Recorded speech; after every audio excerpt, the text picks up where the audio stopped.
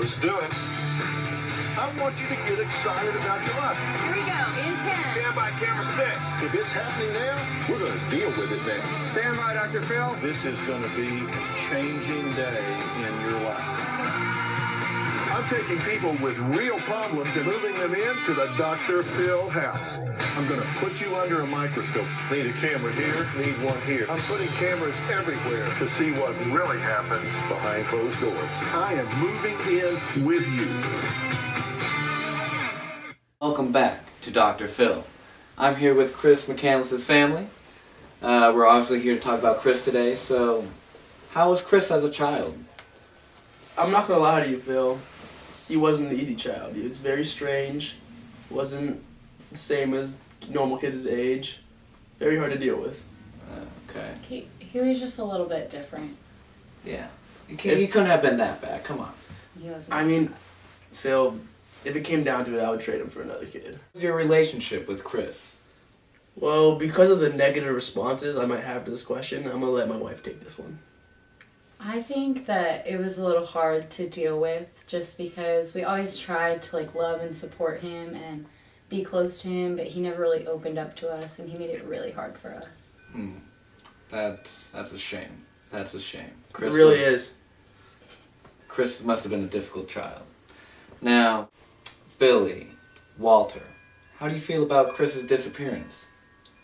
Well, I think it's Chris's actions that put him in the place he is today. I was nothing less than an amazing parent. I gave him wisdom, kindness, a place to live. What did he do? What did he do, Phil? He threw it in the gutter, in the trash. Shame. That is a shame. It makes sense to me where he is today. It's a complicated situation. It's not complicated. Simple as that. Now, let's ask your other child's opinion on this. Karen, how do you feel about Kareen? How do you feel about Chris's disappearance? You know, I think it's more my parents' fault than they led on for it to be. There was a lot of bad things going on during our childhood that they don't really own up to. Do you have anything to say about this? I disagree with that statement. Perfection is a strong word, but it belongs next to my name. Well, that's well said. Okay. Now, Chris disappearing and all, did you see this coming? As a child, did he show signs of disappearing, wanting to go off, stray from society? Did he show any signs of this? I did. I mean, I kind of see Chris as a time bomb from when he was little, and I wasn't going to be around him when he blew up. Wow. Do you have anything to add? I definitely saw it coming a little bit. Just a little bit? Yeah. You grew up with him. You're very close to him. So, did you think that you can try to save him, or did you just let him go? I didn't think he would do anything this extreme. Wow. Okay. Well, we'll be back after this commercial break. And welcome back to Dr. Phil. I'm here with Wayne Westberger, who took Chris McCandless in on his farm in South Dakota. Now, Wayne, what do you think about Chris? I mean, he's a good kid. He's really hardworking. He's just a very, very good kid. Okay. Now, you had him. You took him in for a while. He was there for quite a while working on your farm. Now, what was your favorite memory of Chris? Oh man, I gotta say, there was this one time, me and some buddies and Chris, we were all down just drinking, having a time, just complaining about everything, society, and how it's just awful. It was. Oh yeah. I mean, he had some good ideas, and I mean, it was nice being with that kid. Yeah. He's shown a lot of good quality. Did you want him to stay? I mean, I tried to get him to stay a couple times, but he can't really do much about him. He goes off and does his own thing. He did. He did do his own thing, just like my dog Old Yeller back in the day. Never came back. That's alright, we'll be back after this. Hello, and welcome back to Dr. Phil. I'm here with Jane and Rainey Burris. Now, how'd you guys meet him? How'd you guys meet Chris? We just picked him up on the road and he stayed with us for a couple of days. So you just picked him up off the road like it was nothing? You didn't even ask him what he was doing or what? I mean, we do it all the time. I mean, it's just, You gotta just be chill, help people out. That's what we do. Okay, so what did you guys think of Chris? Like, was he a good guy? Yeah, we loved Chris. He was a great kid. Yeah, I kind of wish he would have stuck around a little bit longer though. Yeah, how do you feel about his decision to move on to Alaska? Do you guys feel like that was the best for him, or? I think it wasn't really the best for him, but it was hard to talk him out of his decision.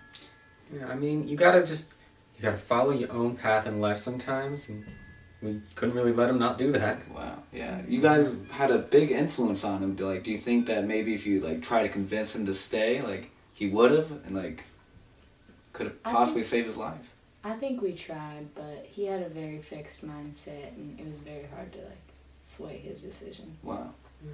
Okay. Well, you guys did your best, and I think you left a very good influence on him and a lasting memory, but he's dead now, so that doesn't even matter. We'll be back after this. Yeah, I'm excited for this trip. I'm really excited. It's going to be cool. Alaska, I heard, is just amazing this time of year. It's supposed to be really warm. It's not even cold up there. Well, yeah, it's still a dangerous trip, and I think I would feel better if you went with someone that you were very, very close with and had a very close personal tie with, someone that was like your dad. No, I don't really like my dad that much. He's not. But really... if you had another dad. I mean, what do you mean, like, another dad? I only have one dad, You could have more than one if I adopt you. I don't really want you. It's fine. We'll talk about it later. Chris, what he is trying to say is that your relationship with your past father has not been very good. It was a rough start for you. Yeah, it was. He wants to finish that road that was a bumpy road. He wants you on a fresh, smoothly paved road, and he cannot provide that. I want to be your dad on a smooth road. I'm sorry, I just really don't want you to be my father. I just think that, I'm more independent, and I kind of just want to go on this adventure by myself, if that's okay with you guys. I want to go to Disneyland. Yeah. I'll let you sleep on it. Well, I don't need to sleep on it. Like, I for sure know that I have a dad, and I'm okay with... He's not a very good one, so maybe you need another one. Franz, right? I don't know you that well. You're just giving me a ride so that I can get up to Alaska. I don't need a father. Thank you, though. Let's go get some food, and we'll talk about it. Yeah. At lunch. Yeah, we do need to get on the road to go to Disneyland. Traffic's gonna be bad in LA. Mr. Phil, I don't think I'm going to Disneyland with you. Oh. Yeah. I was told that we're gonna be doing some interviews in Disneyland. No, Dr. Phil. Alaska. I'm going to Alaska. We're going to Alaska. You're not coming with me, Franz. What? No. That'll be your new dad. No, you're not my dad. I'm okay. Not your dad yet, Chris. Yet. Guys, please just... Can I go? Am I good to go? Yeah, can we go? Franz, I'm going to Disneyland. I'm going to Alaska. No, you're not coming with me. Okay. I understand father and son, sometimes they don't always get along, but I mean, that's true. We're different than them. You're not my father. He's in denial right now. He's very in denial. I'm going to leave. You hear that? We're going to leave. No, I'm leaving this. He needs to let's get out of here. Let's get out of here. Franz, treat us with respect. Let him Franz, himself you're Alaska. staying.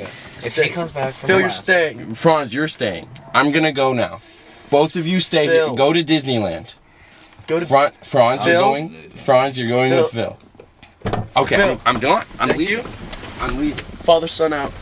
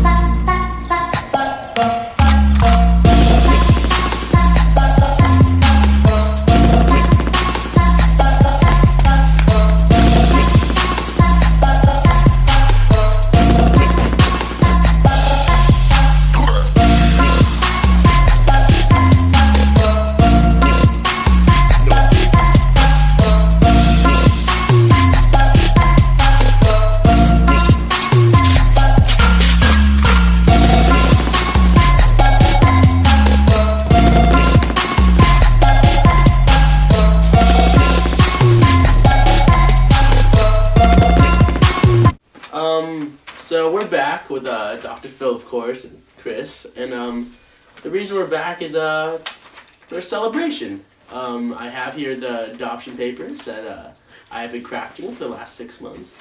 And Chris will be signing them today. So let's get this rolling. Come on, bud. There we go. There we go. Father and son. We're gonna have a lot of good time. Uh-oh. Uh-oh. I'm free.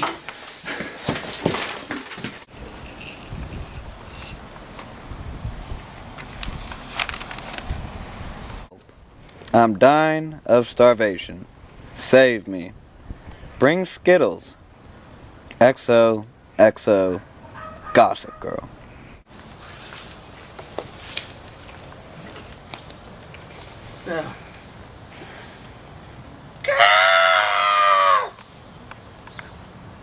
He's dead.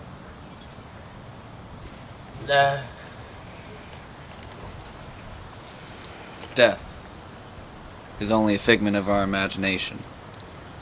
What is real may not be real, and what seems impossible may actually be a reality. Death is the only thing that's guaranteed in life, but don't let that define you. The choices you make in between the beginning of life and death is what defines a man beyond imagination. Don't let death define who you are.